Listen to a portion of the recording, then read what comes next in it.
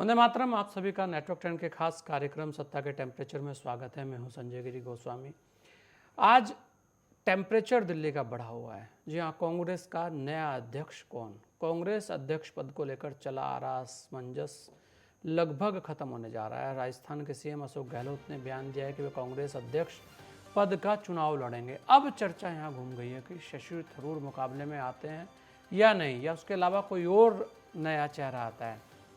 फिर इसी तरह एक और यहाँ पर चर्चा है कि राजस्थान की सियासत को लेकर, क्योंकि जैसे ही अशोक गहलोत अध्यक्ष बनते हैं तो लगातार एक बयान भी चल रहा है कि एक पद रहेगा। तो ऐसे में मुख्यमंत्री कौन होगा? मुख्यमंत्री जोशी होंगे या सचिन पायलट?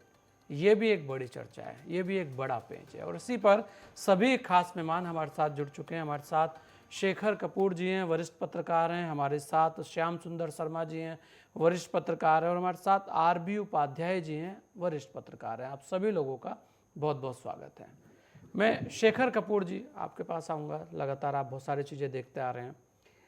चुनाव है, कांग्रेस का बड़ा चुनाव है, वर्षों बाद ये चुनाव हो रहा है और इसीलिए इसकी चर्चा भी ज़्यादा है। लेकिन इस चुनाव में बहुत सारे पेच भी साथ साथ हैं कि शेखर जी, इसमें ऐसा लग रहा है कि अध्यक्ष कहीं थोपा तो नहीं जा रहा है। इलेक्शन होगा तो शशि थरूर या मनीष तिवारी या और कोई चेहरा सामने आएगा तो किस तरीके का होगा, और यदि वो अध्यक्ष भी बनते हैं तो राजस्थान का क्या होगा?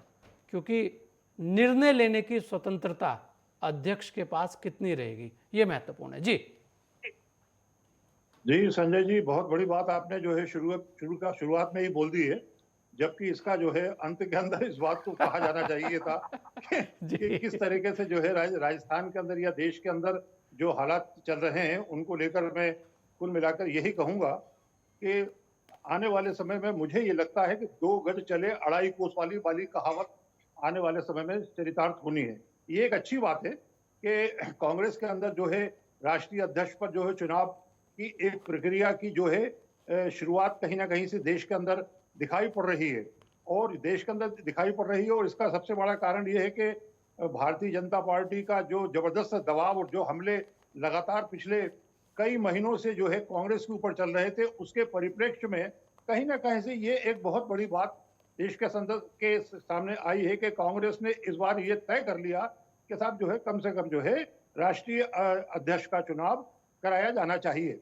लेकिन इसके साथ में ही चूंकि एक लंबे समय से कांग्रेस जो है सत्ता से बाहर थी, तो कांग्रेस के अंदर ही जो वरिष्ठ नेता थे उनको ये महसूस होने लगा था कि कहीं ना कहीं से अब जो है कांग्रेस के अंदर जो है लोकतंत्र आना चाहिए, लोकतंत्र की धारा बहनी चाहिए। और उसके कारण ही जो है वहां पे जो विपक्षी जो कांग्रेस की जो विपक्षी पार्टी है वो है प्रमुख है जो है भाजपा है, जो कि सत्ता के अंदर लगातार बनी है और लगातार सत्ता के अंदर रहते हुए वो कांग्रेस के ऊपर इसी विषय को लेकर लगातार हमला करती चली आ रही थी कि कांग्रेस में तो साहब वंशवाद है, कांग्रेस के अंदर तो जो है एक माता का और एक पुत्र का जो है वो राज्य चलता चला आ रहा है, जो उनको दादी से मिला है, जो उनको नाना दादा से मिला है, नाना से मिला है। तो ये जो एक जो हमले लगातार जो कांग्रेस को झेलना पड़ रहे थे, कांग्रेस के कार्यकर्ताओं को झेलना पड़ रहे थे, कांग्रेस के वरिष्ठ नेताओं को झेलना पड़ रहे थे, तो उसी का ये परिणाम है कि कहीं ना कहीं से जो है एक लोकतंत्र की एक हवा, लोकतंत्र की एक बयार हमें कांग्रेस के अंदर बहती दिखाई पड़ रही है। और ये अच्छी बात है और इसकी शुरुआत होनी चाहिए अब। लेकिन ये है कि जैसा कि आपने प्रश्न किया था, तो उसी का जवाब मैं दे देता हूं कि ये तो अक्टूबर महीने में जब क्या नाम है चुनाव होंगे तो ये मालूम पड़ेगा कि जो जो अध्यक्ष बनेगा वो कितना स्वतंत्र होगा, अध्यक्ष जो होगा वो कितना जो है अपने आप में निर्णय लेने वाला होगा। कहीं ऐसा तो नहीं होगा कि जो है वो खड़ाऊ लेकर जो है क्या नाम है अपना राज्य चलाए और जो है सत्ता के पीछे से घुंडी कोई घुमाने का काम करे। तो अभी इस चूंकि ये आने वाले समय में इस विषय के ऊपर बहुत देखना है, बहुत समझना है। लेकिन हम ये मान के चलते हैं कि कांग्रेस के अंदर एक लोकतंत्र की हवा चली है और इसके परिणाम भी आने वाले समय में हम लोगों को दिखाई पड़ेंगे। संजय जी, नहीं, बिल्कुल सुखद होंगे, कुछ इस तरीके का संकेत आपका है। चलिए, हमारे साथ आरबी उपाध्याय जी भी हैं। आरबी उपाध्याय जी, लगातार चुनाव को लेकर चर्चा चल रही है, आपने भी देखा होगा, और चुनाव की बात, कांग्रेस की बात हो, चुनाव की बात हो तो चर्चा भी लाजमी है, बड़ा विपक्ष है, मजबूत विपक्ष होना चाहिए, इसकी बात भी होती है। ऐसे में आपको क्या लगता है कि इस चुनाव में जो अशोक गहलोत जी, जिसका अभी तक कयास लगाए जा रहे हैं कि लगभग तय माना जा रहा है कि वही अध्यक्ष बनेंगे, इस तरीके की बातें हो रही हैं, अगर बनते हैं तो उनके सामने कितनी बड़ी चुनौतियां रहेंगी? क्योंकि राजस्थान जिसे वो छोड़ना नहीं चाहते थे, ये भी कहा जा रहा था लगातार, एक तो वहां पर बड़ी चुनौती हो गई, उसके अलावा बहुत सारे चुनाव अभी हैं, उसमें उसमें सबसे बड़ी जो एक छवि है वो यही है, जो सबसे बड़ा सवाल है कि इतने बड़े चुनाव में, जहां बहुत सारे चुनाव है, 2024 का भी चुनाव है, क्या अध्यक्ष, ये जो एक शक्ति होती है, जो हाई कमान वाली एक शक्ति होती है, वो काम करेगी? क्योंकि जिसकी बात अभी शेखर कपूर जी भी हंस रहे थे कि ये बाद का मुद्दा है, लेकिन ये बड़ा महत्वपूर्ण मुद्दा है। यहां पर चर्चा इसी बात की है हर ओर। देखिए संजय जी, अशोक गहलोत कोई बहुत ज्यादा करिश्माई नेता नहीं है, ये बात सबने देखी है। लोकसभा इलेक्शन में वो अपने राजस्थान में कितना कर पाए वो किसी से छुपा नहीं है। अपने बेटे को इलेक्शन नहीं जिता पाए, वो पूरे प्रदेश में और पूरे देश में क्या मैसेज जाएगा ये तो वक्त बताएगा अभी। लेकिन बहुत ज़्यादा उम्मीद अशोक गहलोत से करना बेमानी होगा, क्यों उतना करिश्माई नेतृत्व वो नहीं है। हाँ, कांग्रेस को दरकार है, कोई राष्ट्रीय अध्यक्ष होना चाहिए, और कांग्रेस चाहती है कि भी जो वंशवाद परिवारवाद का जो आरोप लगता रहता है उससे कहीं ना कहीं उसे मुक्ति मिले। उसी कड़ी में आप देखेंगे कि राहुल गांधी ने साफ मना कर दिया कि मैं अध्यक्ष पद का चुनाव नहीं लड़ूंगा। तो उपाध्याय जी, एक ही आपको कारण लगता है कि इससे वंशवाद वाला जो ठप्पा है वो कहीं ना कहीं, वो जो मुद्दा है वो नहीं आएगा इलेक्शन में, वो दब जाएगा?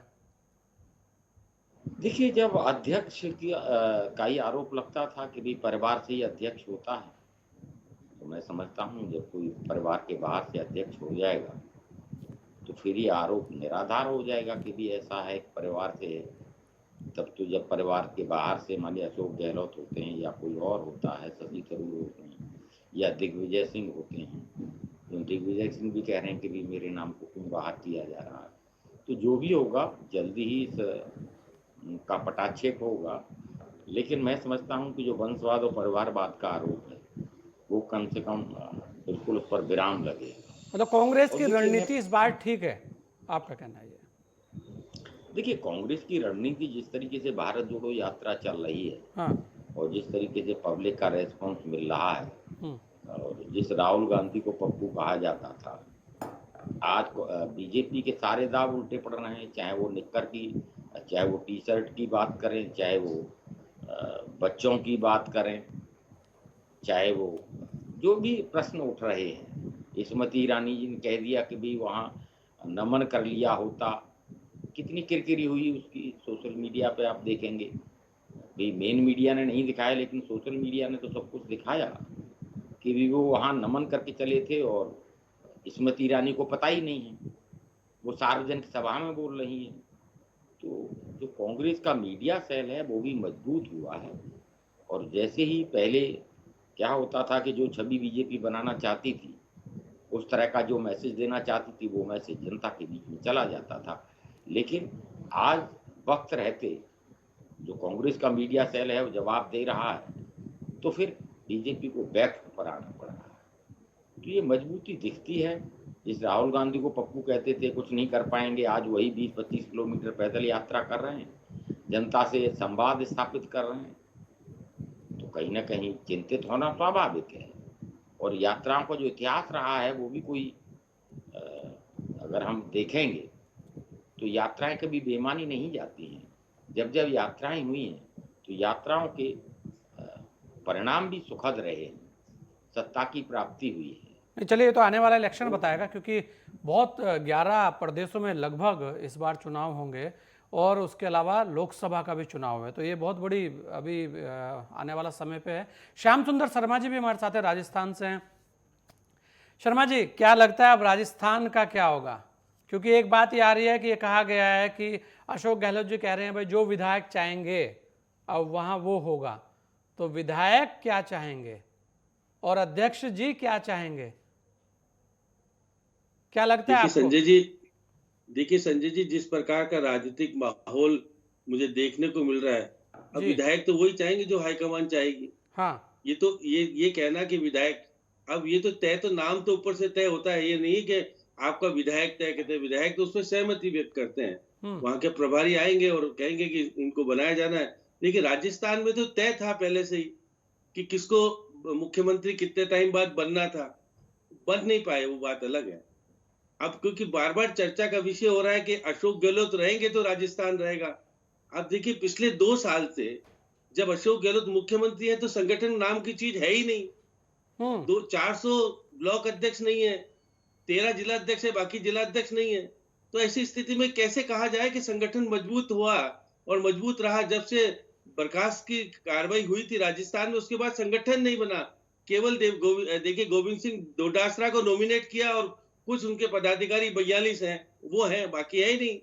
तो इसलिए ये कहना कि संगठन कमजोर हो जाएगा, राजस्थान चला जाएगा, ये नाइंसाफी है। क्योंकि जो अशोक गहलोत के समर्थक है, वो निश्चित रूप से गुणगान करते हैं और वो चाहते हैं कि वो रहेगा तो हम सुरक्षित रहेंगे। तो इसलिए राजनीतिक परिप्रेक्ष्य में बदलाव की बहार जब आती है, तो ये मान के चलिएगा कि किसी पार्टी को नुकसान नहीं होता है, उसमें एक नयापन आता है, बात सही है। अब नाम को लेकर के चर्चा है, अब नाम को लेकर के चर्चा तो देखिएगा, अभी सीपी जोशी की बात हो रही है, लेकिन सीपी जोशी को क्यों संगठन से बाहर किया गया था? उनको 7 राज्यों की जिम्मेदारी दी गई थी, क्या स्थिति बनी थी? राहुल गांधी नाराज हो गए थे, फिर यहाँ पे रिवाइव होकर के विधायक बने। तो इसलिए सीपी जोशी का नाम आ रहा, और विधानसभा के अभी अध्यक्ष है, तो विधानसभा के अध्यक्ष को हटाया क्यों जाएगा 1 साल के लिए, जब वो सही तरीके से संभाले हुए हैं? बीडी कल्ला की बात होती है, रघु शर्मा की बात होती है, हरीश चौधरी की बात होती है, नाम जरूर है बहुत सारे। और फिर सचिन पायलट का नाम भी लिया जाता है। भाई, सचिन पायलट ही के नेतृत्व में कांग्रेस पूर्ण बहुमत के साथ जीत के नहीं आ पाई थी राजस्थान में, 99 जीते थे और बहुमत नहीं था। फिर उसके बाद एक राष्ट्रीय लोकदल के सुभाष ने समर्थन किया था, 100 बने थे। फिर सोफिया जीती थी, जुबेर खान की पत्नी है, फिर जाकर के कांग्रेस के पास पूर्ण बहुमत हो पाया था। और फिर बीएसपी के 6 लोग शामिल हो गए थे, तो और निर्दलीयों का अभी भी समर्थन है। तो इसका मतलब कहने का है कि ये कह रहे कि बीजेपी सरकार गिरा देगी। देखिए, ऐसा अब नहीं करेगी बीजेपी। उसका कारण है कि उनको गुजरात और हिमाचल का चुनाव और बाकी राज्यों के चुनाव, फिर लोकसभा का चुनाव लड़ना है। तो ऐसी स्थिति में राजस्थान को गिरा करके हिमाचल को और या गुजरात को स्थिति खराब क्यों करेगी? अब ये बात सही है कि क्योंकि अभी नॉमिनेशन का टाइम है और अशोक गहलोत शुभ ने कह दिया कि मैं, और देखिए ये आज से बात नहीं है, जब सोनिया गांधी विदेश गई थी तो अशोक गहलोत को कह के गई थी तैयार रहना।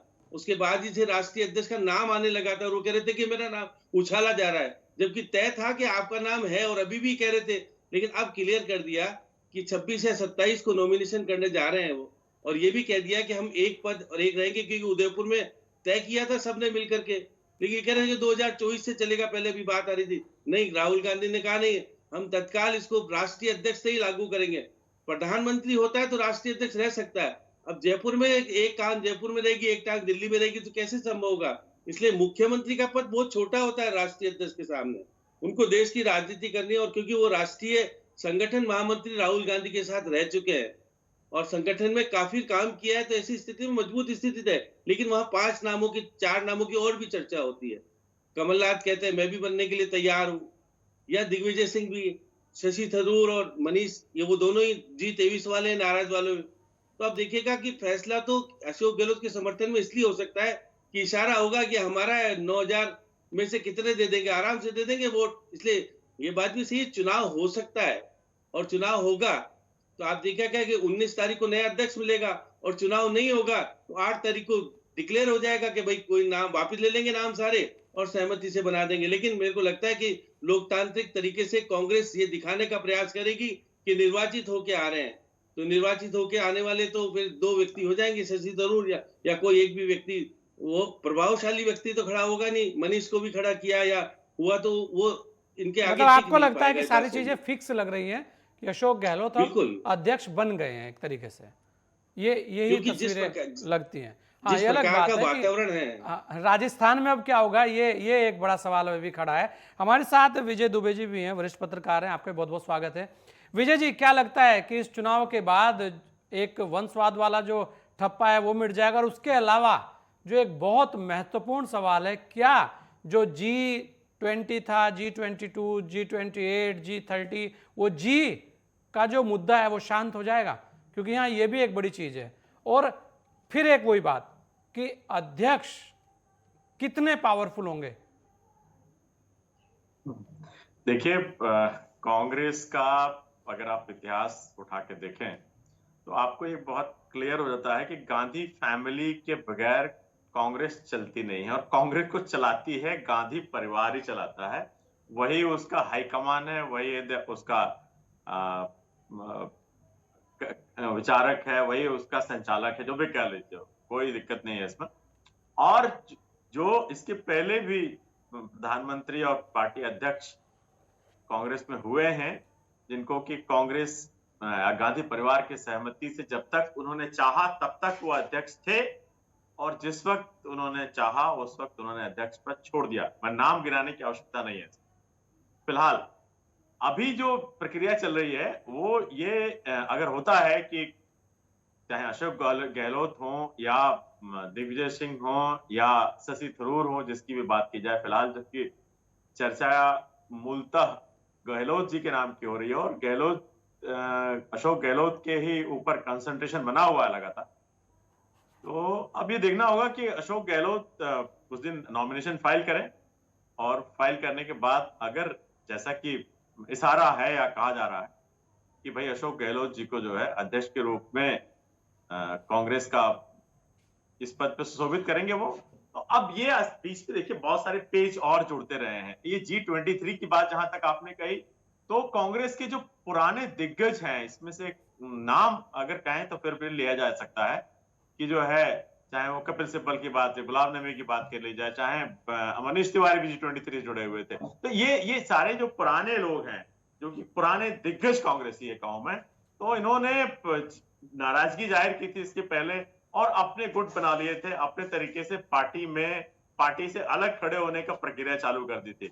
आज की डेट में कपिल सिब्बल साहब चूंकि उत्तर प्रदेश से राज्यसभा सांसद हैं, और उनका समर्थन जो है वो समाजवादी पार्टी ने किया, तो ये अब अगर आज की स्थितियों में देखा जाए तो उसमें बहुत सारे नेताओं ने जो है अपनी अपनी लाइन इसके पहले ही ले ली है। ये जो प्रक्रिया चालू हुई उसके पहले उन्होंने अपना पार्टी चुन लिया, और उसके सपोर्ट से, जैसे अगर MP अगर राज्यसभा के हैं तो कपिल सिब्बल साहब को एक टर्म मिला हुआ है, जो कि समाजवादी के समर्थन से, समाजवादी पार्टी ओपनली उनके साथ स्टैंड करती है उस पर। और अब जो G23 के और लोग, जैसे मान लीजिए कि गुलाम नबी आजाद ने जो अभी किया, वो भी आपके सामने है। अब ये सारी जो राजनीति जो अध्यक्ष बनाने वाली या लोकतांत्रिक प्रक्रिया को अपनाने वाली है, ये एक राजनीतिक सॉल्यूशन होगा कांग्रेस के ऊपर लगने वाले आरोपों के लिए, कि वो जवाब देने की स्थिति में होगी कि साहब हमने अध्यक्ष चुन के एक राष्ट्रीय अध्यक्ष बना दिया है। तो वो राष्ट्रीय अध्यक्ष किस तरीके से कितना पावरफुल होता है, जैसा कि बात कही जा रही है, वो एक अलग इश्यू होगा कि किस प्रकार से गांधी परिवार चाहती है कि अध्यक्ष काम करे। और निश्चित तौर पे सहमति के साथ ही बिना गांधी परिवार के कांग्रेस जैसी पार्टी का एग्जिस्टेंस भी नहीं है, इसलिए ये मान लिया जाए कि गांधी परिवार ही जिस तरीके से चाहेगा वैसे अध्यक्ष ऑपरेट करेगा। इसमें एक चीज और है, आप देखेंगे लगातार, जैसे अशोक गहलोत जी का बीच में एक टकराव भी रहा है। राहुल गांधी वहां पर लगातार कहते रहे हैं कि बदलाव चाहिए, वो भी सभी को पता है, और वहां पर सचिन पायलट के साथ क्या क्या स्थितियां रही हैं वो भी सबको पता है। तो ऐसे में ये कैसे संभव होगा कि वो टकराव अब यहाँ राष्ट्रीय अध्यक्ष और जो और कमेटियां हैं उसमें नहीं दिखेगा? क्योंकि जिस तरीके से अब की बार राहुल आक्रामक मुद्रा में आगे बढ़ रहे हैं, ये एक बहुत बड़ी बात है। तो ये बहुत सारे पेच हैं जिसका जवाब हर कोई जानना चाह रहा है कि आखिर कैसे। देखिए, जो राजस्थान का मामला है, राजस्थान एक स्टेट के रूप में ही रहेगा। जब आप राष्ट्रीय स्तर पे लोग सारी जो गणित है वो लोकसभा चुनाव के 2024 के चुनाव की तैयारी का मामला है, ठीक है। अगर भारत जोड़ो यात्रा जो चल रही है उसमें जितने स्टेट्स में जैसा भी समर्थन राहुल गांधी को मिल रहा है वो सबके सामने है, लोग जुड़ना चाहते हैं, इसमें कोई शक नहीं। लेकिन जो कांग्रेस से अपेक्षाएं हैं लोगों की, कांग्रेस उसको कैसे डिलीवर करती है, कैसे लोगों के साथ जुड़ती है, कैसे वो संवाद होता है। देखिए, ये मामला केवल राजस्थान तक नहीं है, और राजस्थान में आज की स्थिति में अगर मान लीजिए कोई नया फेस कांग्रेस देती है तो हो सकता है कि वो ज्यादा अट्रैक्टिव हो, वो ज्यादा चीजों को ऐसा लोगों को भान दिलाए कि भाई हम आपकी समस्याओं को बेहतर ढंग से डील कर सकते हैं। अशोक गहलोत जी का एक लंबा समय हुआ, इसमें कोई शक नहीं है। उन्होंने बहुत लंबे समय तक राजस्थान की राजनीति पे अपना वर्चस्व रखा है, लेकिन राष्ट्रीय राजनीति की जब आप बात करेंगे तो वो केवल राजस्थान नहीं रहेगा ना। फिर उसमें आपको राजस्थान कहीं ना कहीं राजस्थान मोह छोड़ना होगा। राजस्थान मोह तो अगर आप राष्ट्रीय अध्यक्ष बनेंगे तो केवल राजस्थान का गाना गाएंगे तो उत्तर प्रदेश में क्या करेंगे, आप हिमाचल में क्या करेंगे, आप गुजरात में क्या करेंगे, आप और जो दूसरी स्टेट्स में हैं जहां की प्रदेश कांग्रेस कमेटियां ऑलरेडी काम कर रही हैं, आपको उनको भी तो सब देखिए भाई। राष्ट्रीय अध्यक्ष जो होता है वो किसी पार्टी का एक बहुत बड़ा ओहदा है, आप उसको मुख्यमंत्री के साथ टैग करके नहीं रख सकते। वो मुख्यमंत्री वाला जो लगी है वो तो फंसा लेगा गहलोत को। अगर गहलोत मुख्यमंत्री रहेंगे तो आप मान के चलिए कि अध्यक्ष बनाना बेकार होगा कांग्रेस के लिए, क्योंकि कांग्रेस को जो ब्रॉड लेवल पे जो चीजें चाहिए वो डिलीवर करने के लिए फ्री और कहीं ना कहीं अब युवाओं को कांग्रेस को आगे लाना भी चाहिए, ये लगातार मांग दिक्कत है। अगर देखिए प्रियंका गांधी ने उत्तर प्रदेश में काफी काम किया पिछले चुनाव के पहले, और उन्होंने एक प्रकार से संगठन में एक जान भी फूकी, मैं आपको बताऊं तो। और लेकिन ये अलग बात है कि कांग्रेस को जो डिलीवरी चाहिए थी, जितने विधायक चाहिए थे उससे भी उतना नहीं आ पाए या वो स्थिति नहीं हुई। लेकिन ये तो सही बात है ना कि इन जगहों पर आपको टीम खड़ी करनी होगी, नए लोगों को निश्चित तौर पे आगे लाना होगा और पुराने लोगों को भी साथ में जोड़ के चलना होगा, क्योंकि कांग्रेस जो है एक तरफा ऐसे नहीं चल सकती जैसा कि हम जो है केवल राजस्थान जैसी बात को कह करके उसको छोटा करते हैं। नहीं बिल्कुल, ये बहुत सारी चीजें हैं, लेकिन सवाल अभी भी बहुत सारे हैं, उस पर भी आएंगे। यहां लेते हैं छोटा सा ब्रेक, जल्द लौटेंगे आपके बीच।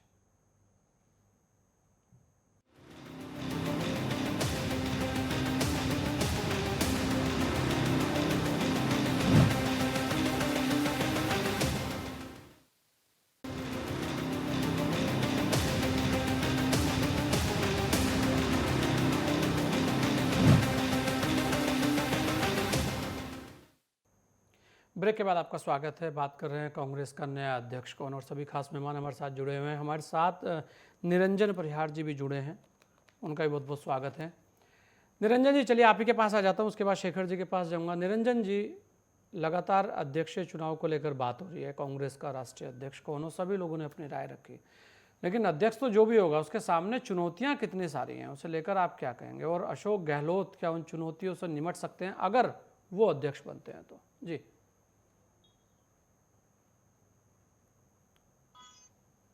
निरंजन जी, आवाज आई मेरी आपको? मुझे लगता है आवाज नहीं गई। चलिए शेखर जी, इसी बात पर आपसे कि जिस तरीके से शेखर जी लगातार भारत जोड़ो यात्रा चल रही है और राहुल गांधी को यह भी पता था कि इसी बीच में चुनाव की बात भी होनी है, तो इस बार राहुल ने एक अलग तरीके की अपनी छवि पेश की है। कुछ ना कुछ आप देखेंगे कि उन्होंने शुरू में ही कहा था कि मुझे अध्यक्ष नहीं बनना। ये बात भी हो रही थी कि अशोक गहलोत जी अध्यक्ष आएंगे, क्योंकि लगातार इस बात की चर्चा होती रही है कि राजस्थान में बदलाव होगा, तो बदलाव होगा तो अशोक गहलोत जैसे व्यक्तित्व को कहाँ पे एडजस्ट किया जाए, तो इससे बड़ा पद क्या होगा? तो ये भी एक चीज़ है, क्योंकि यहाँ बहुत सारी चीज़ें हैं। और क्या इससे राहुल गांधी, क्योंकि राष्ट्रीय अध्यक्ष वो बने नहीं, एक अलग मैसेज दिया, एक पद को लेकर उन्होंने तुरंत आज ही बयान दिया, तो ये जो है इस बार राहुल गांधी एक सदी हुई राजनीति करते नजर आ रहे हैं। जी देखिए संजय जी, मैं आप जब हम लोगों ने इस संवाद को शुरू किया था, मैंने यही कहा था कि जो है ये आने वाले समय के अंदर राष्ट्रीय अध्यक्ष जो है किस तरह का होगा और उसके ऊपर किस प्रकार की जो है छवि पड़ेगी और वो किस प्रकार का विचार करेगा, किस प्रकार का उसका मंथन होगा। तो ये जो कई चीजें जो है हमें आने वाले समय में देखनी पड़ेंगी। अब आपने जैसा अभी कहा कि राहुल गांधी की भारत जोड़ो यात्रा, ये एक सत्य बात है कि राहुल गांधी अभी जो है लोकसभा चुनाव तक बिल्कुल भी जो है क्या नाम है अपने आप को राष्ट्रीय अध्यक्ष की जो मारामारी है, जो उसके ऊपर हमले होते हैं, जो परस्पर उससे अपने आप को दूर रखना चाहते हैं। हाँ, उसको वो अभी अपने आप को दूर रखना चाहते हैं और दूर रखने के साथ साथ वो चाहते हैं कि किसी प्रकार से एक लोकतांत्रिक प्रक्रिया की जो आवाज देश पार्टी के अंदर भी चली है और जो क्या नाम है देश के अंदर भी लोग महसूस कर रहे थे, कांग्रेस जन भी महसूस कर रहे थे, उसको भी जो है विराम लगे। और उसको क्या नाम है जो है तभी वो विराम लग पाएगा जब एक राष्ट्रीय अध्यक्ष चुन के आएगा। अब ये बात एक अलग हो सकती है कि वो अशोक गहलोत हो वो क्या नाम है, ये बात अलग हो सकती है कि उसके अंदर शशि थरूर हो।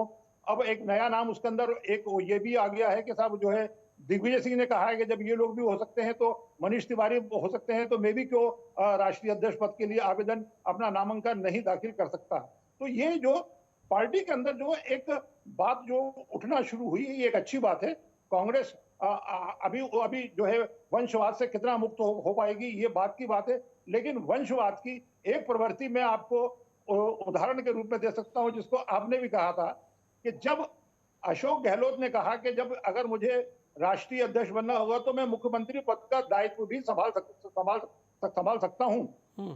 इसके ठीक जो है 12 घंटे के बाद में जब उनकी भारत जोड़ो यात्रा में राहुल गांधी से एक पत्रकार ने यही सवाल किया, तो उन्होंने इसका राहुल गांधी ने यही जवाब दिया कि जिसको राष्ट्रीय अध्यक्ष बनना हो वो मुख्यमंत्री कैसे बन पाएगा, वो मुख्यमंत्री के रूप में कैसे जो है अपने आप को संभाल पाएगा, कैसे अपनी प्रस्तुति कर पाएगा। तो जबकि आज के समय के अंदर राहुल गांधी राष्ट्रीय कार्यकारिणी के सदस्य, एक आम कार्यकर्ता भी है, वो कोई कांग्रेस के अध्यक्ष नहीं है, लेकिन इस बात की झलक दिखाई पड़ी कि राहुल गांधी ने उस बात को कहा और उसके बाद में हम लोगों ने कल ये देखा और ये कल लिखा भी हमने इसको कि जो है क्या नाम है, अशोक गहलोत ने इस बात से इनकार किया और इस बात से सहमति व्यक्त की कि राहुल गांधी ने जो कहा है वो सही कहा है।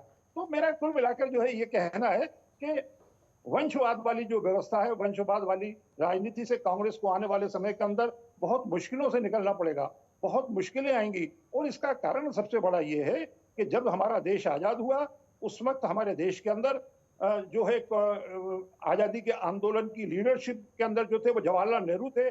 जवाहरलाल नेहरू के साथ में जो लोग उस समय शामिल थे वो लोग जो है हमको पहले मंत्रिमंडल और दूसरे मंत्रिमंडल में दिखाई पड़े।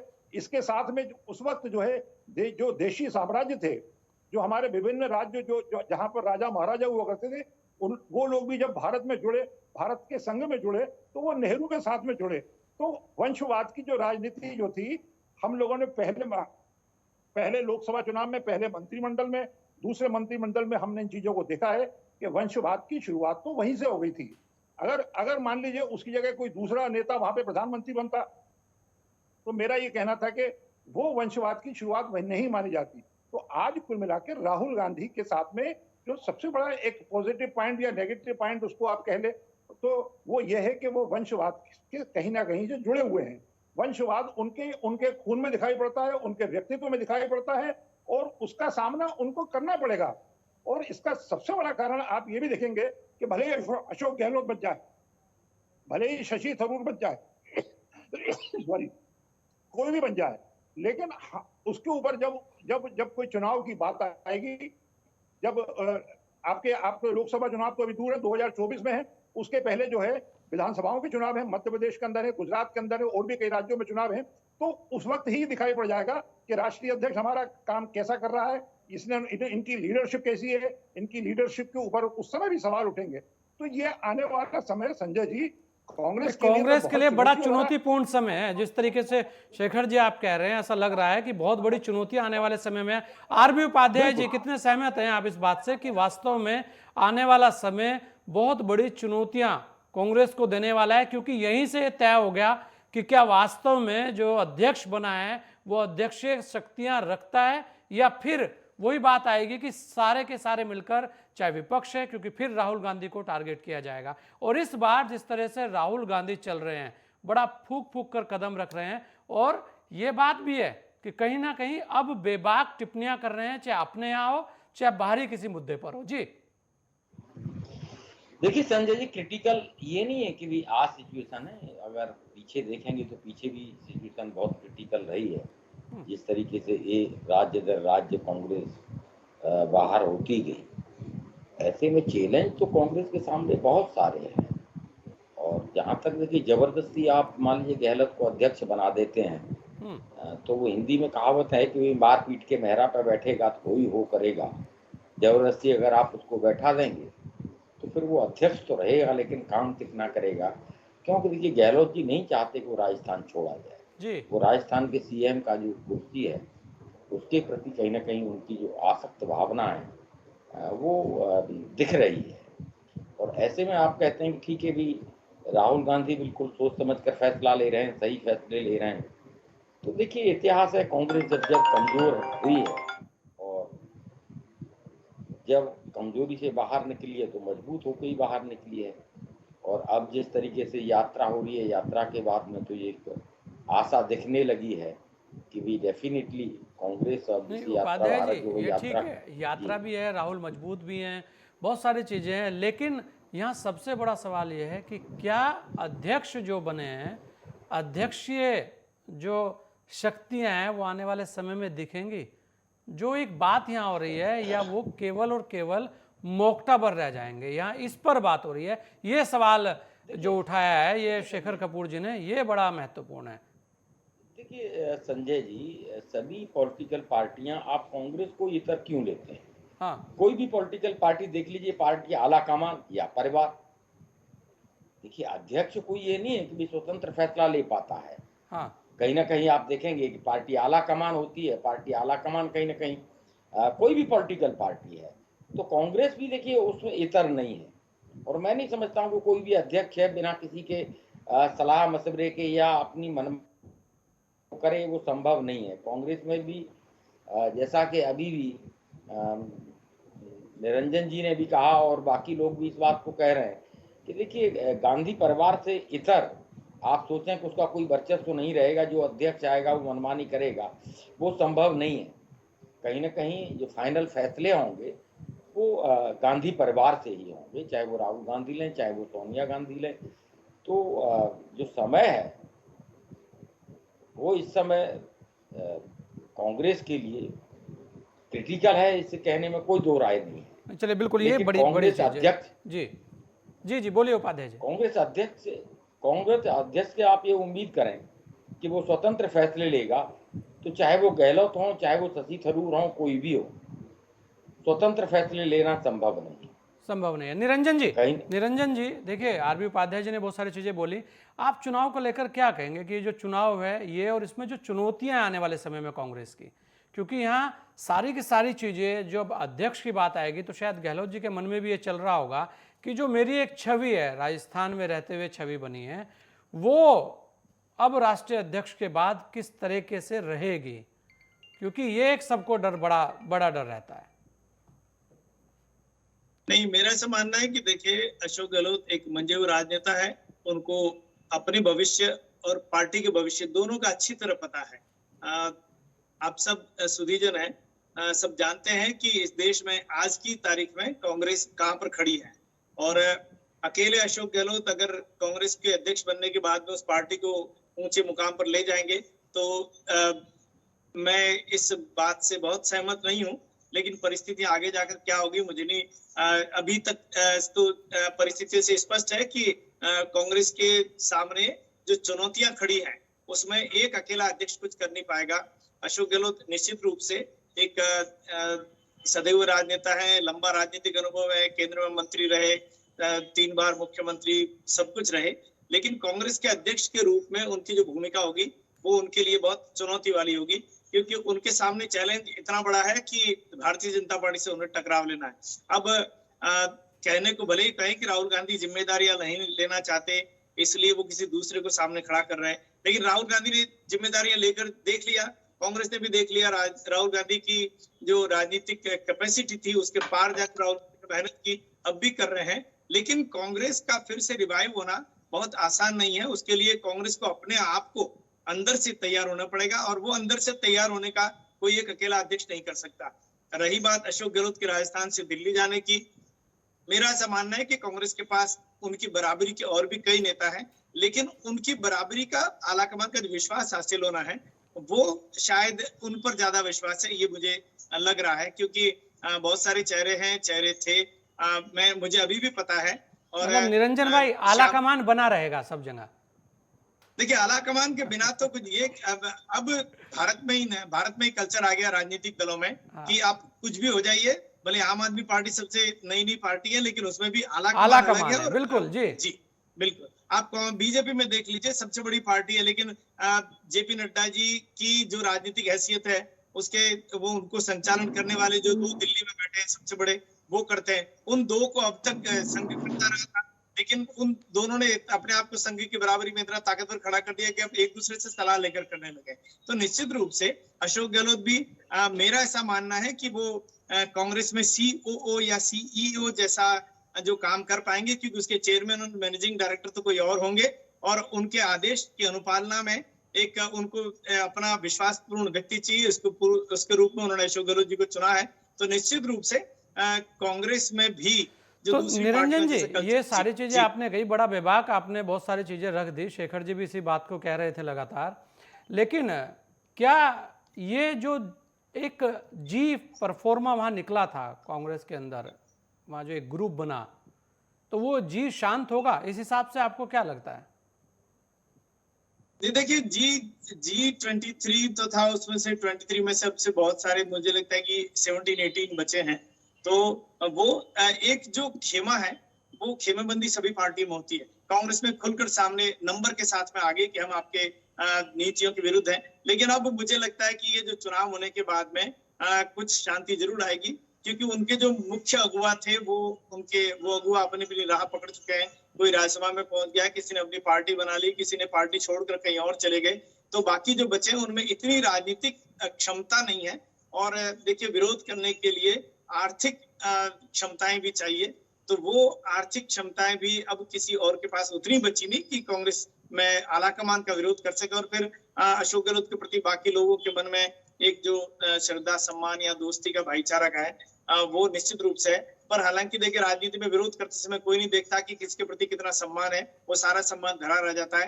पर फिर भी पहले जितनी ताकत के साथ में G23 अब वो हैसियत नहीं दिखा पाएगा, ये पक्का है। नहीं, बिल्कुल है। श्याम सुंदर शर्मा जी, आखिर अब बड़ा दिल क्यों नहीं? अब सचिन पायलट क्यों वहां पर मुख्यमंत्री नहीं बन सकते? ये बहुत एक चर्चा का वहाँ विषय है। और क्योंकि पहले भी सचिन पायलट की तरफ से उस तरीके की चीज़ें आई थी, उनके अंदर नाराजगियाँ थी, ये कहा गया था कि भाई नहीं, अब की बार नहीं तो आपको देखेंगे। तो अब वो कौन सा पेच है? क्योंकि अब CP जोशी जी का नाम सामने आया है, ये ऐसे आप ही बोल रहे हैं, बहुत सारे लोग ये भी कह रहे हैं कि CP जोशी जी को लेकर अशोक गहलोत जी एकदम से अडामेंट है कि भाई नहीं, CP जोशी जी होने चाहिए, विधायक उसी तरीके की बात करेंगे। लेकिन यहाँ पर एक सवाल यह है कि जब युवाओं की बात हो रही है, युवा राजनीति की बात हो रही है, राहुल गांधी की बात हो रही है, तो सचिन पायलट की बात क्यों नहीं? क्योंकि आखिर जब ये कहा गया राजस्थान में जब चुनाव हुए, तो कहीं ना कहीं सचिन की एक मेहनत थी जो 99 पर, जब आप कह रहे हैं कि भले ही पूर्ण बहुमत ना आया हो, लेकिन जनता ने मोहर तो लगाई थी। तो अब क्या पेच है उसमें? जी देखिए संजय जी, ये नाम कौन उछाल रहा है? अब अशोक गहलोत अपने समर्थित व्यक्ति को मुख्यमंत्री बना के रखना क्यों चाहते हैं? सचिन पायलट और अशोक गहलोत की जैसे सोनिया गांधी और प्रियंका और राहुल के साथ कोई बिचौलिया नहीं है दोनों के बीच में। अगर हमारे सचिन पायलट मिलते तो सीधे तौर पे मिल पाते हैं। अब क्योंकि वो ऐसे मुख्यमंत्री को बनाना चाहते हैं जो बिचौलिए खुद बन जाए उनके बीच में, आप सोनिया गांधी तक बात नहीं जाए, मैं ही निर्णय करूं कोई। तो देखिए, राष्ट्रीय अध्यक्ष का काम जो होता है वो एक अपने आप को एक सीमित दायरे में क्यों रखना चाहते हैं राजस्थान के में? अब आप देश की राजनीति करोगे, देश की राजनीति, क्योंकि वो संगठन महामंत्री का काम संभाल चुके हैं राहुल गांधी के साथ में, तो ऐसी स्थिति में उनके लिए दिल्ली नया नहीं है। जो बार बार जो देखिए, चुनौती सबसे बड़ी है कि धन कहां से आएगा चुनाव लड़ने के लिए। सबसे बड़ी चुनौती तो यह व्यवस्थाओं के लिए पैसे की जरूरत पड़ेगी, और बहुत सारे दलों से आपको समझौते भी करने हैं, और समझौते करने के साथ राहुल गांधी के साथ सहजता नहीं रहती है जो अशोक गहलोत का सहजता आ सकती है, क्योंकि वो वरिष्ठ हो चुके हैं। और अब क्योंकि उनका राजनीतिक भविष्य तो पूरा हो चुका, आपको उनको जिस उम्र में पहुंच गए वो 2-3-4 साल देंगे, उसके बाद फिर अपने आप उसमें परामर्श मंडल में चले जाएंगे। तो इसलिए ये है कि देखिएगा, पहले जो 12 राज्यों का चुनाव है उसमें हम कितना कुछ कर पाते हैं। और अभी तो सीनियर ऑब्जर्वर अभी गुजरात के आज भी हैं, वो तो गुजरात की रीति नीति तो वही संभाल रहे हैं। और दूसरे सचिन पायलट गुजरात के बजाय हरियाणा के, वो क्या हिमाचल के हैं। तो ऐसी स्थिति में राजस्थान का वर्चस्व तो आज भी केंद्र में है, क्योंकि रघु शर्मा गुजरात के प्रभारी, हरीश चौधरी हमारे पंजाब के प्रभारी, जुबेर खान उत्तर प्रदेश, और 2-3 लोग हैं जो सचिव है, वो उत्तर प्रदेश में देखते हैं ना सारी चीजें। तो इसलिए काफी लोग राजस्थान के आज भी वहां। अच्छा, श्याम सुंदर शर्मा जी, कहा जा रहा है बगावत हो सकती है वहां पर, ऑपरेशन लोटस स्टार्ट हो सकता है, इस तरीके के बातें बोली जा रही हैं। क्या लगता है? ये तो बताएं। देखिएगा, अमित शाह भी आए थे कुछ दिन पहले, जो कह रहे हैं जेपी नड्डा कितने पावरफुल है ये बताना चाहता हूँ। जेपी नड्डा प्रचार प्रसार तरीके से नहीं कर पाते। राजस्थान में प्रदेश कार्यकारिणी की बैठक हुई थी, जेपी नड्डा मौजूद थे, हमारी मुख्यमंत्री पूर्व मुख्यमंत्री वसुंधरा राजे राष्ट्रीय उपाध्यक्ष हैं, उनने मिलने नहीं गई, वो अमित शाह से दिल्ली मिलने चली गई। तो ऐसी स्थिति में बीजेपी की स्थिति भी वो नहीं है कि जेपी नड्डा बहुत कुछ कर पाएंगे राजस्थान में।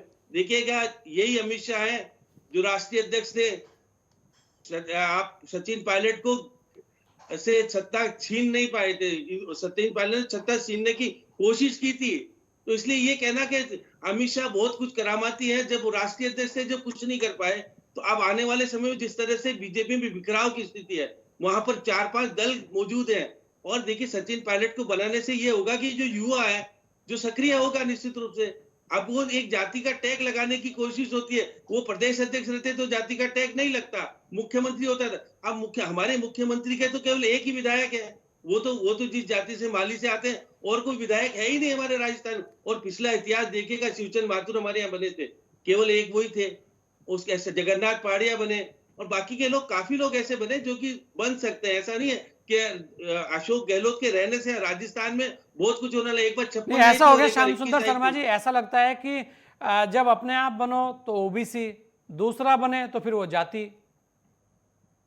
देखिए, मैं संजय जी मैं कह रहा हूं कि मुख्यमंत्री जिस तरह की बातें कर, मैं तो उनको पुराने समय से जानता हूं, और वो बहुत ज्यादा प्रभावशाली नहीं है, वो बहुत दिल के कच्चे भी हैं, कान के सुने में वो काल कोठरी खड़े कर लेते हैं। वो जो बातें आम तक, अब वो जिस तरह की स्थिति है राजस्थान में हो रही है, एक बार वो लाए थे 56 जब सत्ता में थे, मुख्यमंत्री थे, दूसरी बार 21 ही आई थी, अब तीसरी बार कितनी आएगी? एक चुनौती का, जब नए लड़के को अगर जिम्मेदारी दोगे तो वो तो एक लंबी रेस का घोड़ा। देखिए, कॉर्पोरेट मिनिस्टर भारत का रह चुका है। निरंजन जी बोलिए। बिल्कुल, श्याम सुंदर शर्मा जी, जरा निरंजन जी कुछ कहना चाह रहे हैं, बोलिए निरंजन जी। नहीं, मैं श्याम सुंदर जी की बात से बिल्कुल सहमत हूँ। उन्होंने जिस प्रकार से वर्तमान परिस्थिति की जो विवेचना की है, उस विवेचना में जो स्थितियां बन रही है वो बिल्कुल स्पष्ट रूप से सबके सामने है कि भाई पहली बार में सरकार जब गई तो कितनी सीटें आई, दूसरी बार में 21 आई, अब आने वाले टाइम में कितनी आएगी, तो किसी और को चांस देने में कोई पार्टी के लिए भी कोई हर्ज नहीं है। बिल्कुल सही है, लेकिन ऐसा हो रहा है कि दोनों तरफ से, एक तरह से पायलट को अपनी तरफ से जिस तरह से प्रोजेक्ट हो रहे हैं वो तो उनके संबंधों संपर्कों की वजह से और उनकी ताकत और क्षमता की वजह से उनका प्रोजेक्शन हो रहा है, तो लेकिन दोनों तरफ से एक दूसरे की कमजोरियां बताने की कोशिश जारी है। भाई फंड रेजिंग है, या विधायकों का टूटना है, या गुर्जर मीणा वाला मामला है, ये सारे पार्टियों में बिखराव पैदा हो जाएगा। मेरा ऐसा मानना है, मैं श्याम सुंदर जी की बात से बिल्कुल सहमत हूँ कि ठीक है, होना हो जो होगा, हो रहा है जो सबको दिख रहा है। पर निरंजन जी, यहाँ बिखराव पे मैं एक बात कह रहा हूँ आपसे, केवल एक बात, कि बिखराव की बात हो रही है कि मुख्यमंत्री हट जाएंगे तो बिखराव हो जाएगा, या फंडिंग, अरे भाई अब तो उससे भी बड़े पद पे आप चले जाएंगे तो बिखराव होगा या जुड़ाव होगा? तब तो डंडा ज्यादा मजबूत होगा। देखिए, एक मुख्यमंत्री के नाते अपने प्रदेश की सरकार बचाना आपका कर्तव्य है, आपका धर्म है और आपकी जिम्मेदारी है। तो आप अगर पार्टी के अध्यक्ष बनते हैं, उसके बाद में आपकी पार्टी के कुछ विधायकों को तोड़कर कोई ले जा रहा है, तो फिर आपकी जिम्मेदारियां और बढ़ जाती है निश्चित रूप से। तो अशोक गहलोत जिस प्रकार से पिछली बार सचिन पायलट की जो कथित बगावत कह सकते हैं उसको जिस तरह से उन्होंने संभाला था, इस बार कुछ नए सिरे से वो राष्ट्रीय अध्यक्ष होने के नाते संभालेंगे, ये हम सबको मानना चाहिए। कि देखिए, इतना जरूर है कि अशोक गहलोत की राजनीतिक ईमानदारी पे, अपनी पार्टी के प्रति समर्पण पे और अपनी पार्टी के लिए कोशिशों पे कोई शक नहीं कर सकते। ठीक है, राज्य में रहने की उनकी इच्छा है, मंशा है, भावना है, उसका सब लोग सम्मान करते हैं, लेकिन आखिर जब परिस्थितियां बदलाव की आ रही हो तो बदलाव को भी आने देना चाहिए। मेरा दूसरा एक और मानना है कि राहुल गांधी जिस प्रकार से पीछे हट रहे हैं, तो मुझे ये, और हम ये देश पूरा समझ रहा है कि वो तीसरी बार 2024 के लोकसभा चुनाव में तीसरी बार इस पूरे देश में कांग्रेस की बहुत बड़ी हार का जिम्मा अपने ऊपर नहीं लेना चाहते, इसलिए बीच में वो ब्रीदिंग पीरियड स्पेस लेकर किसी और व्यक्ति को राष्ट्रीय अध्यक्ष बना के उसके बाद में 2029 की तैयारी कर रहे हैं। वो आपको और हमको सबको दिख रहा है, लेकिन इस बीच में जो अध्यक्ष बने उनके लिए तो राजस्थान सबसे इम्पोर्टेंट है उनको, पर राजस्थान में भी क्या होना है वो मैं तो जानता ही हूँ, श्याम जी ज्यादा अच्छी तरह समझा सकते हैं। देखिए संजय जी मैं एक बात कहना चाहता हूँ। हाँ, बोलिए। अभी राज्यसभा के चुनाव हुए थे राजस्थान में जी, राजस्थान का एक नेता नहीं गया, उन्होंने अपने लोगों अपनी मजबूती के लिए पहले से दिल्ली में खड़े कर दिए। मुकुल वासने को राजस्थान से भेजा, सुरजेवाला को राजस्थान से भेजा, प्रमोद तिवारी को राजस्थान से भेजा, केसी वेणुगोपाल राजस्थान से गए, मनमोहन सिंह राजस्थान से गए। तो इतने लोग आपने दिल्ली में पहले से आपकी पैरवी के लिए इकट्ठे कर रखे हैं, जो कि सोनिया गांधी के लिए वो कहेंगे ठीक है, तो ये तो आपने हमको सबको चुन के भेजा है। तो राजस्थान का अस्तित्व तो ये संकट में डाल के पहले से गए। राजस्थान के नेता क्यों नहीं गए दिल्ली चुन करके राज्यसभा में? देखिए ये तो हर जगह की स्थिति है श्याम सुंदर शर्मा जी, तो कि फिर पूरे प्रदेशों में कहीं आप चले जाइए, जो लोकल और जो सेकंड लीडरशिप है श्याम सुंदर जी, वो लगभग गायब होती जाती है जी। तो डेवलप नहीं होते। मैं कह रहा हूं कि हमारे पूर्व मुख्यमंत्री, उप मुख्यमंत्री जो है डिप्टी सीएम बने थे, जब डिप्टी सीएम बने थे उनको विभाग दिया था उन्होंने, पंचायत राज और पीडब्ल्यूडी, फाइनेंस खुद के पास रखा था, गृह खुद के पास रखा था, तो एक भी फाइल अप्रूव नहीं होने देते थे। वो 1.5 साल उप मुख्यमंत्री ने एक भी उद्घाटन नहीं किया। तो इनकी प्रवृत्ति है कि अपने के खिलाफ जो खड़ा होता है उसको काट दो हमेशा के लिए, राजनीतिक परिप्रेक्ष्य। चलिए, ये तो राजनीति का एक नियम है, ये राजनीति का बड़ा नियम है, और इससे तो सारे लोग सहमत है, क्योंकि शेखर जी भी मुस्कुरा रहे हैं कि भाई काटना तो पड़ता ही है, राजनीति में धक्का ना दे तो आगे कैसे बढ़ेंगे। विजय दुबे जी, मेरी बात जी, मैं एक बात और कहना चाह रहा था। हाँ, बोलिए। जब मुख्यमंत्री बनने का मौका आया था, ये तो संगठन महामंत्री थे ना, क्यों छोड़ करके आके बने और उनको डिप्टी चीफ मिनिस्टर बना दिया? मैंने तो जिनको उस दिन भी कहा था कि आप अधीनस्थ हो गए, आप खत्म हो जाओगे, क्योंकि ठीक नहीं, लेकिन क्योंकि वो सर्वाइव करने की स्थिति में इसलिए कि गांधी परिवार के इतने नजदीक है जितने अशोक गहलोत है। चलिए, ये जो नजदीकियां हैं, ये क्या कहेंगे, ये तो अब आने वाला समय बता ही देगा।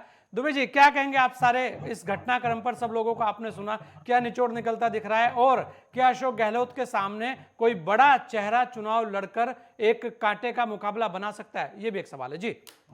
देखिए, जो भी पार्टी का अध्यक्ष बनेगा वो गांधी परिवार के वरद हस्त से ही बनेगा, चाहे वो गहलोत जी हो या कोई और जो चुनाव की स्थिति है वो इंटरनल है। अब देखिए, 3 प्रदेशों ने ये कहा, 3 या 4 प्रदेशों ने अपनी ओर से प्रस्ताव पारित किया कि भाई राहुल गांधी को हम अध्यक्ष चुनते हैं, हम चाहते हैं कि वो बने, लेकिन वो एक अलग इशू है। लेकिन सवाल ये है कि परिवार, अब गांधी परिवार क्या चाहता है, किस प्रकार से चीजों को वो चाहता है पुटअप करना, और जो ये राजस्थान वाली स्थिति है, इसमें भी एक अगर फेस मिलता है राजस्थान को नया, तो वो भी बदलाव का ही परिचायक है, और उससे पार्टी में एक फ्रेशनेस आएगी, एक नई वो एक संचार होगा, ऊर्जा का कह सकते हैं। उसके लिए एक नए चेहरे की आवश्यकता निश्चित तौर पे कांग्रेस को है, और कांग्रेस का चुनाव जो है ये अध्यक्ष वाला, ये पार्टी के लिए नई ऊर्जा देना चाहिए निश्चित तौर पे, और इससे मजबूत होगी कांग्रेस। सवालों के जवाब भी मिलेंगे। राहुल गांधी इस चुनाव के बाद और अलग अपने रूप में दिखेंगे, क्योंकि लगातार वो अब नए नए बदलाव करते जा रहे हैं। हाँ, इसमें कोई शक नहीं है। देखिए, राहुल गांधी ने जो रास्ता अभी चुना है, जो पार्टी ने चुना है, कहूं या राहुल गांधी ने चुना है, जिसको भी आप जैसे जिन शब्दों में मानना चाहें मान लीजिए, कोई दिक्कत नहीं है। जो भारत जोड़ो यात्रा जो ये चल रही है, ये कांग्रेस के लिए एक मैसेजिंग का काम किया। आज जो है, अगर आप मीडिया की पोजीशन देखें, तो मैं पिछले 3-4 दिनों से लगातार देख रहा हूं कि हर चैनल कुछ न कुछ समय कांग्रेस को दे रहा है। इसके पहले क्यों नहीं दे रहा था? तो ये बदलाव तो राहुल गांधी के लिए भी है ना, एक पॉजिटिव इंडिकेशन तो है। आज चर्चा राहुल गांधी की भी हम इसलिए कर रहे हैं क्योंकि हमको लग रहा है कि राहुल जी के जो भारत जोड़ो यात्रा जो कांग्रेस है, इसमें राहुल जी लीड कर रहे हैं इन चीजों को, और वो कांग्रेस के लिए एक आने वाले समय के लिए बेहतर स्थिति पैदा करेगी। निश्चित तौर पर राहुल जी के लिए भी बेहतर स्थिति है। तो जो नया राष्ट्रीय अध्यक्ष आएगा विजय जी, जो उसकी चुनौतियां हैं, उसमें क्या लगता है आपको कांग्रेस का भविष्य क्या हो सकता है? क्योंकि बहुत बड़ी चुनौतियां हैं, 11 प्रदेशों के चुनाव है, 1 लोकसभा चुनाव है। देखिए, बहुत सारी चीजें जो हैं अभी अंडरस्टिमेट नहीं किया जा सकता है, क्योंकि समय बहुत कम है। कांग्रेस ने ये प्रक्रिया बहुत लेट चालू की है, और बीजेपी जिन स्टेट्स में ऑलरेडी लीड कर रही है, जहां जैसे देखिए पिछले चुनाव में लग रहा था कि उत्तराखंड में शायद कांग्रेस आ जाएगी, लेकिन क्या हुआ अल्टीमेटली, बीजेपी ने कांग्रेस को पीछे किया और उसने उत्तराखंड में सरकार बना ली। हिमाचल की बात अभी बीच में कही जा रही थी कि वहां कांग्रेस की अपॉर्चुनिटीज काफी हैं, तो ये भी एक देखने वाली बात होगी कि जो स्टेट्स, गुजरात में जैसे कि बहुत सारी कंट्रोवर्सीज उभर रही हैं इस बीच में, तो ये अलग अलग स्टेट्स में अभी कांग्रेस के लिए बहुत आसान नहीं होगा कि हर जगह पे आसानी से जो है। जी, एक चीज और देखिए, एक सवाल और बड़ा अहम है, क्योंकि अंतिम सवाल है, समय भी कम है, और सब लोग शायद उससे सहमत भी हो, क्योंकि जिस प्रदेश से राष्ट्रीय अध्यक्ष आ रहे हैं, जैसा कि अभी कहा जा रहा है कि वो बन सकते हैं, वहां खुद कितनी बड़ी गुटबाजी रही है। तो ऐसे में जो दूसरे प्रदेशों में गुटबाजी है, क्या उस पर अंकुश लग पाएगा? ये भी एक सवाल है, ये बड़ा सवाल है। अंकुश वाली जो बात आपकी है वो अपनी जगह पर है। उसका कारण ये है कि वहां पे जो गुट बने हुए हैं वो कांग्रेस के आज के बने हुए गुट नहीं है।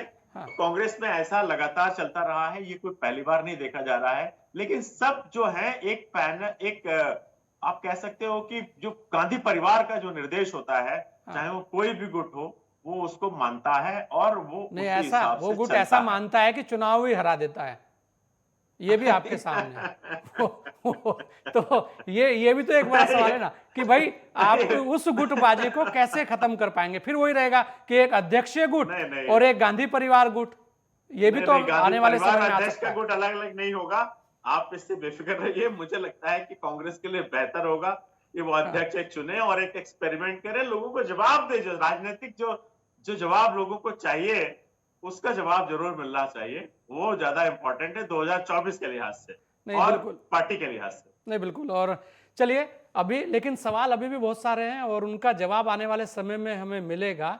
और देखने वाली बात है कि बात रिमोट की फिर आएगी या ऐसे ही बहुत सारी चीजें चलती जाएंगी। कांग्रेस से ऐसा कहा भी जाता है कि ऐसे ही चलती रहती है, चलती रहेगी। चलिए, आप सभी लोगों ने अपना समय में दिया, इसके लिए आप सभी का बहुत बहुत धन्यवाद। कांग्रेस में अध्यक्ष पद को लेकर चुनाव हो रहे हैं, काफी कुछ कांग्रेस में जिसके हाथ में भी नेतृत्व है उसके सामने कई बड़ी चुनौतियां होगी। संगठन को मजबूत करना और सबसे अहम बात जो प्रदेशों में गुटबाजी है उसे खत्म करना और लोकसभा चुनाव के लिए एक अच्छी भूमि तैयार करना, यह कांग्रेस के लिए मंथन का दौर है जिससे आलाकमान से लेकर आम कार्यकर्ताओं को बहुत गहराई से सोचना होगा। इस सप्ताह के टेम्परेचर में इतना ही। दीजिए मुझे इजाजत। जय हिंद।